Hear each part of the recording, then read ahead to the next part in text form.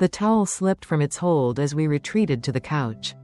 His lips traced a path along my neck, my shoulder, exploring every tender spot I never realized could stir such longing. Garments tumbled down, and thus, the journey commenced. Welcome to Man Story, the place to store emotional love stories. Don't forget to like the video, share your thoughts in the comments section, and subscribe to stay updated with our latest stories. Wishing you enjoyable, relaxing moments. Thank you. Allow me to transport you back a few hours in time. Allow me to introduce myself. I am Olivia, and what follows is a tale I never imagined I would unveil. A tale that continues to tug at my heartstrings whenever it crosses my mind. On a balmy Friday afternoon, it all began. Cocooned on my couch, I scrolled through Netflix, lost in a sea of options, when suddenly, my phone chimed with a call. Mia, my dearest companion since our college days, stood before me. She wept uncontrollably. Olivia, I am currently in labor. At dawn, would you be so kind as to make your way to the house? The children are in the company of the nanny. John has ventured beyond the confines of the town. I wish for them to feel at ease. Without hesitation, I agreed. What sort of companion would I be if I failed to do so? Mia had consistently stood by my side, unwavering through every trial and tribulation. She embodied tranquility amidst my turmoil. I snatched my keys, slipped into a hoodie and jeans, and made my way directly to her home in the suburbs. By the time I arrived, the children had already drifted off into slumber. The nanny had just completed her shift and felt a wave of relief upon spotting me. With a warm smile, she said, "You're a good friend." Before taking her leave, silence enveloped the house, excessively silent. I filled a glass with wine from their kitchen and settled into the embrace of the couch. It was at that moment I heard the front door click open. Initially, I entertained the notion that Mia had returned home for a reason. Yet, as the door creaked open, there stood John, her spouse. His expression shifted, a look of surprise crossing his face as he caught sight of me. Olivia? I rose to my feet. Mia made a call. She finds herself at the hospital, in the throes of early labor. She requested that I come over to look after the kids while she was away. He blinked, a cloud of confusion settling over him. I returned home ahead of schedule. The flight touched down a few hours prior. A peculiar hush enveloped the space between us. John and I had always shared this peculiar energy. We, of course, never took action on it. Yet, there were instances, those fleeting looks that lingered just a heartbeat too long. The smiles that carried an air of unspoken closeness. He strolled to the bar, the soft clink of glass accompanying his movements, and poured himself a drink. Out of the blue, he remarked that she had been distant lately. It seems as though she is slipping away from me. Unsure of how to articulate my thoughts, I simply nodded in acknowledgement. He gazed at me then, truly gazed at me. Olivia, you radiate beauty. You consistently manage to do so. Heat flooded my cheeks. John, I am simply expressing my truth. Once more, we found ourselves enveloped in silence. The atmosphere that enveloped us had shifted. It bore a greater weight, more inviting. I'm going to take a quick shower, he remarked. Settle in and find your ease. I sought refuge in the glow of my phone, hoping to escape my thoughts. It became clear to me that departure was essential. It was essential for me to create some distance between us. Yet my legs remained still. Approximately 15 minutes later, he returned to the lower level. Without a shirt, a white towel draped loosely around his waist. I raised my gaze, and in that moment, he uttered the words, "Are you pleased with what you observe?" I chose to remain silent. Indeed, it is so. I certainly did. He advanced with measured intent. His chest glistened, still moist from the recent shower. The aroma of his cologne intertwined with the steam that embraced his skin. His fingers grazed a lock of hair away from my face. His touch ignited a surge of electricity that coursed down my spine. "This feels wrong," I whispered. "Yet it feels real," he replied. Before I could rein in my impulses, my lips found his. The kiss began with a languid pace, filled with uncertainty. Then, a gnawing hunger set in. My fingers glided over his chest while his arms encircled me, drawing me nearer. The towel slipped from its hold as we retreated to the couch. His lips traced a path along my neck, my shoulder, exploring every tender spot I never realized could stir such longing. Garments tumbled down. Breaths became rapid. All else dissolved into the background. I was acutely aware of its wrongness. I was acutely aware that I was betraying the one woman who had placed her utmost trust in me. Yet, in that instant, I was indifferent. What truly held significance was the sensation his hands evoked within me. The way my name danced upon his lips. The sensation of being desired.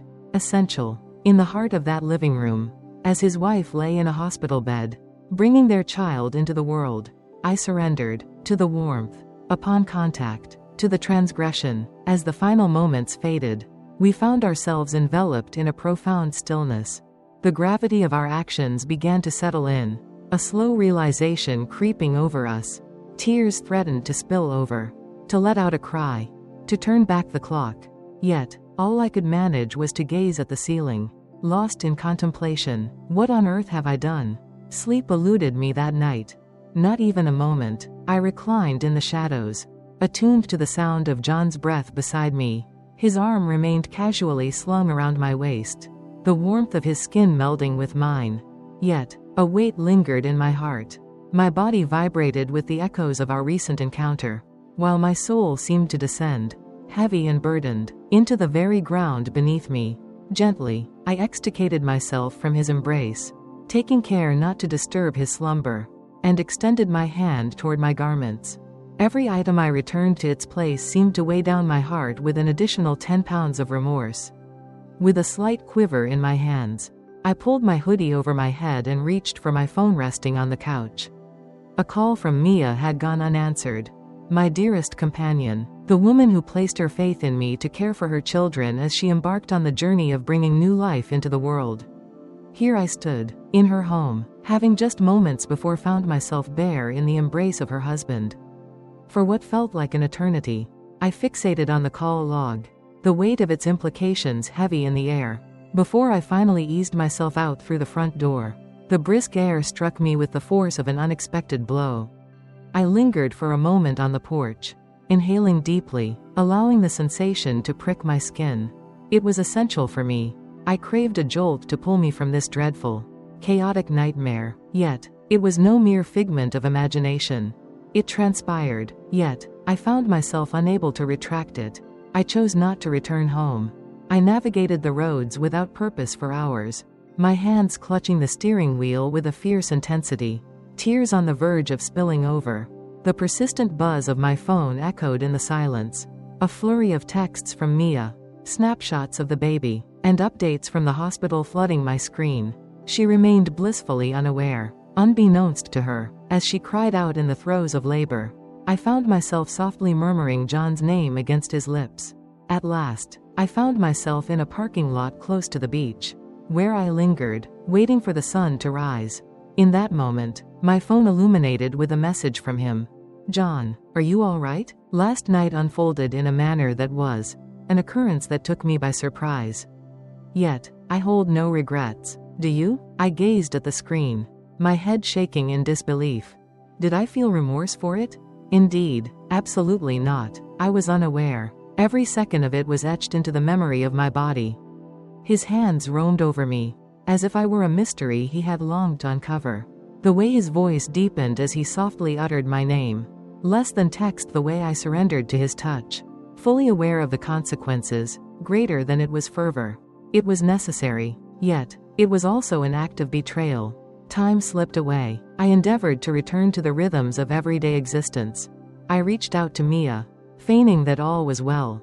I arranged for flowers to be delivered to the hospital, picked out tiny baby socks, and beamed through the phone as she expressed her gratitude for my friendship. Then, John began reaching out to me once more. Each passing day, it began with an air of innocence. My heartfelt gratitude. The night stretches on, and thoughts of you linger in my mind, refusing to fade away. Then, even more, additional praise. Increase the intensity, increased allure. John, the memory of your skin against mine lingers still. John, my desire for you surpasses anything I've ever felt before. John, might we have the pleasure of seeing one another? Once more, if you please. I reassured myself that it was merely an error. Merely a single night. Yet, Beneath the surface, I was aware that I was deceiving myself, for I felt his absence as well. I longed for the emotions he stirred within me, yearned for, noted. My personal connections never provided me with that. For years, I observed Mia as she navigated a life that appeared flawless from the outside: an attractive husband, a stunning home, and now 3 delightful children. And here I found myself, perpetually in the shadow of others, perpetually lurking in the dimness, up until that fateful night, until he gazed at me as if I were the one he had been searching for. On a quiet afternoon, a fortnight after that fateful night when we dared to cross the line, I found myself idling in front of a hotel. Chamber 314. John had secured the reservation for business purposes, yet an unspoken understanding lingered between us. For a full 10 minutes, I remained in my car, my gaze fixed on the elevator doors from the confines of the parking lot. I still had the option to turn and leave. I could still decline. Yet, as my phone vibrated once more, "John, I am currently on the upper floor. You linger in my thoughts." An unshakable presence. I seized my bag and stepped inside. As I ascended in the elevator, my heart raced with anticipation. My palms glistened with sweat. I loathed the reflection staring back at me, burdened by the weight of my impending choice. Yet, I found myself yearning for it as well. As I rapped on the door, it swung open to reveal him clad in a simple black t-shirt and jeans. Absent was the towel, yet the blaze in his eyes remained unchanged. Our words were few. There was no necessity for that. He drew me in gently, shutting the door softly behind us, his lips finding mine as if he had been yearning for this moment. This time, his kiss was anything but soft. It was necessary, unadulterated and yearning. His hands discovered my waist, slipping beneath my shirt, igniting that familiar spark once more. My fingers wove through his hair, my back against the wall. As the world around us faded into oblivion, Mia was left unspoken between us. The subject of the baby remained unspoken between us. We refrained from discussing notions of right or wrong. In that fleeting instant, his touch conveyed a singular truth, as if I were the sole woman in existence. As we fell onto the hotel bed, entwined in sheets and gasping for air, it became clear that we had ventured beyond a boundary that was forever altered. And still, I remained, enveloped in his embrace, allowing myself to entertain the notion, if only briefly, that I held a significance beyond the ordinary. This was more than mere desire. Perhaps, it was something genuine. Yet, beneath the surface, I was aware of the truth. It was inevitable that the pieces would eventually come undone. John and I began to convene on a regular basis. Accommodations, desolate expanses of asphalt. Occasionally, he finds himself in his car, merely a short distance from their home. We would steal kisses in secret. Like 2 audacious youths lost in the thrill of the moment, I would lean my body into his, enveloped in the cadence of his touch, his lips, his murmurs that danced through the shadows. He awakened emotions within me that had long been dormant. It had transcended mere physicality. It was captivating, it was fervor, it was perilous, yet, it was tinged with guilt. What about that section? It lingered, always present, each time I lifted the phone to my ear and heard Mia's voice. A tightness gripped my throat. She radiated a luminous beauty now. She spoke endlessly of her newborn, her husband, and how everything at last seemed to fall into place. She began to refer to me as her sister, the individual she held in the highest regard. More than any other, I would offer a smile. I would find it amusing. I would deceive. As the call concluded, tears would flow in the shower, each drop an attempt to cleanse the weight of shame that clung to me. One afternoon, Mia reached out, inquiring if I could swing by to assist her with the baby while she took a shower. There was a moment of uncertainty.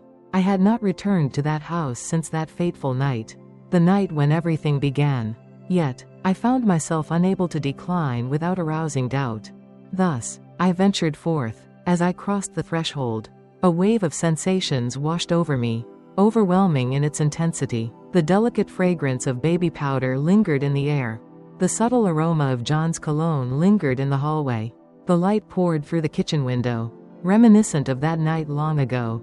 Mia appeared weary, draped in a large robe, her hair hastily gathered in a messy bun. Yet, A smile graced her lips upon seeing me. "I can't imagine my life without you," she whispered, wrapping her arms around me in a warm embrace. "Your unwavering support has been my anchor throughout this journey." I nearly lost my composure in that moment.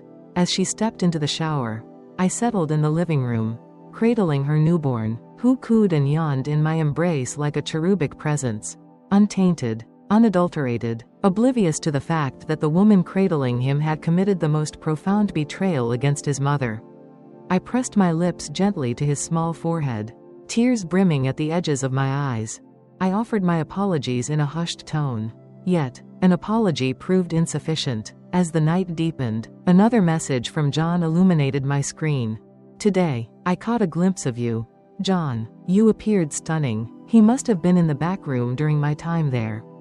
John. I found myself at a loss for words with Mia present. Yet my gaze was irresistibly drawn to her. "Your absence lingers in my thoughts." I gazed at my phone, immobilized. My heart was caught in a tumultuous dance of guilt and yearning. He remarked, "John, I invite you to join me at the cabin this weekend. This is solely for our enjoyment. No one shall discover the truth, I assure you." I responded in writing, "We ought to reconsider our approach to this." Just as I was about to hit send, another message from him appeared on my screen. "John, you know deep down that you desire to. What is the truth?" I certainly did. That weekend, I embarked on a 2-hour journey northward to the quaint lake cabin that served as a cherished retreat for family gatherings. John had informed Mia that he was attending a work retreat. He expressed his eagerness to see me again. Upon my arrival, he welcomed me with a kiss that rendered me utterly breathless. Beside the fireplace, the firewood lay neatly stacked, ready to ignite warmth and comfort. The illumination was dim. A bottle of wine graced the table's surface. He drew me closer, his hands gliding along my back, his lips whispering against my ear.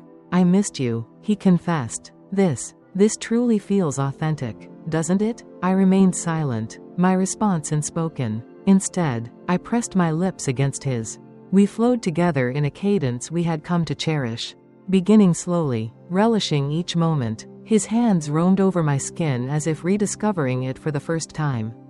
I shut my eyes, surrendering to the embrace of the fireplace's warmth, the gentle caress of the sheets, and the fragrant whisper of pine, all converging into a singular, intoxicating moment of refuge. It transcended the physical realm. He caressed me as if I were significant. He murmured the words I had longed to hear for years, praising my beauty, expressing his deep need for me, and revealing that no one had ever evoked such feelings within him. And I held that belief close to my heart. For that night, at the very least, we lay entwined, cocooned in a blanket, our skin brushing against one another. "What are we up to, John?" I murmured. This cannot continue indefinitely." He gazed at me, gently tucking a strand of hair behind my cheek. "I'm uncertain, yet I find myself unwilling to cease." "Do you really?" I chose not to respond. I, too, was in the dark. As dawn broke, he departed with haste, claiming a need to return to the office before Mia could realize his absence had lingered too long. I lingered in place, my gaze fixed on the ceiling, pondering how I had allowed circumstances to spiral to this point. Suddenly, the shrill sound of my phone pierced the silence. Mia was the one. "Hey," she said, prepared to be astonished. "John returned home early this morning, catching us off guard with his unexpected arrival. He arrived with breakfast and all the accompaniments. Oh, how I adore that man." Words failed me. "Olivia," she inquired, "are you present?" "Indeed," I stammered. "That is truly wonderful." My hands trembled with an unsteady rhythm. She let out a soft, melodic giggle. "One day, dear girl, you will encounter someone who mirrors his essence." Had she but known, if only she were aware that her husband had crossed the threshold of my being less than 2 hours prior. The lingering essence of him clung to my skin. It was a revelation I should have anticipated. Yet, in the throes of passion, clarity of thought often eludes us. You think you can sustain the deception indefinitely. Yet, falsehoods inevitably emerge, revealing themselves in time. 3 weeks had slipped by since the cabin. 3 weeks of stillness. No texts. Silence reigns. No calls to break it. No word from John. I sensed he was retreating. Perhaps the weight of guilt had finally ensnared him. Perhaps he had chosen to embrace the role of a husband once more. A dad. I endeavored to forge ahead. I truly did. Yet my body still held onto the memory of him. His touch, his scent, the way he whispered my name as if it carried significance. Then the phone call arrived. Mia. I nearly let it ring out, hesitating just a moment longer. Olivia, she uttered, her voice trembling. Would you be able to come over? At this moment, what seems to be the matter? It is John. A moment of stillness. Your presence is essential to me.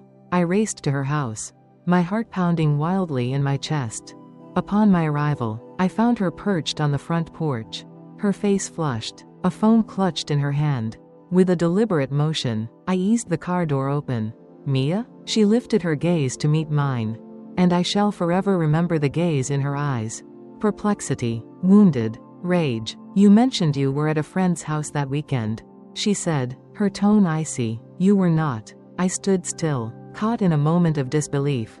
My knees trembled with a sudden fragility. What on earth are you referring to? With a graceful motion, she raised her phone, revealing the screen to me. An image captured in time. Myself, within the confines of the cabin, beaming, positioned next to John's vehicle. She focused intently. It was an undeniable truth. I tracked his phone, she said, her voice trembling. He neglected to disable the location setting. Upon discovering the address, I made my way there 2 nights ago. I inquired of the elderly neighbor who had been frequenting the location. Her hand trembled. A man arrived, accompanied by a striking brunette, tall and adorned in a vibrant red jacket. The crimson coat, the one I donned to capture John's attention. Jazz, I began, yet my words slipped away. Her voice trembled. You were my closest companion. I reached out to you from the hospital as I was bringing our child into this world. I placed my faith in you regarding my children. All that time, you were betraying me with my husband. Tears gathered in her eyes, yet she brushed them aside as if they held no significance any longer. Your presence is repulsive to me. I parted my lips, ready to utter another word. Yet the question lingered. What could I possibly convey? Was it truly a misstep? I hadn't anticipated it. I never intended to fall for him. It resonated with a hollow echo now. Suddenly, the door swung open. John emerged into the world beyond the threshold. He cast his gaze back and forth between us, his beloved spouse, and his beloved companion. I shifted my gaze toward him. You didn't share that with her? He gently shook his head, a subtle gesture laden with unspoken thoughts. No, Mia replied on his behalf. He had no intention of doing so. Yet, I was the one who created him, for he was indebted to me for the truth, exactly as you have done. Silence enveloped the scene. She gestured towards the driveway. Leave now, and never approach me or my family again. On that particular night, I found myself in solitude within the confines of my apartment. Silence enveloped the world, yet within me, a cacophony of thoughts erupted. The soft vibration of my phone broke the silence. John, regrettably, it has come to this conclusion. You held significance in my life. I chose not to respond, for even as a fragment of my heart continued to yearn for him, another part finally grasped the cost I had incurred for each fleeting instant taken. Each fervent night, each falsehood, I have experienced the profound loss of a sister, a companion, and whatever remnants of my soul remained.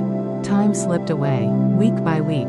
Then came the months. It came to my attention via our shared acquaintances that Mia has initiated divorce proceedings. She returned to her mother's home, embarked on the journey of therapy. She is gradually mending. Regarding my perspective, I find myself lost in a haze of uncertainty, unsure of my next steps. Self-doubt lingers within me. Mirrors are something I tend to steer clear of. As I gaze upon the photographs of us, Mia and I, laughter dancing in the air, wine glasses raised in joyous celebration, our smiles radiating an unshakable bond. The tears flow uncontrollably. I am the one who shattered what we had. There are certain matters that remain irreparable. I appreciate your attention to my narrative. Perhaps it acts as a cautionary tale. Perhaps it is merely a revelation of sorts. Regardless of the circumstances, it holds a tangible truth.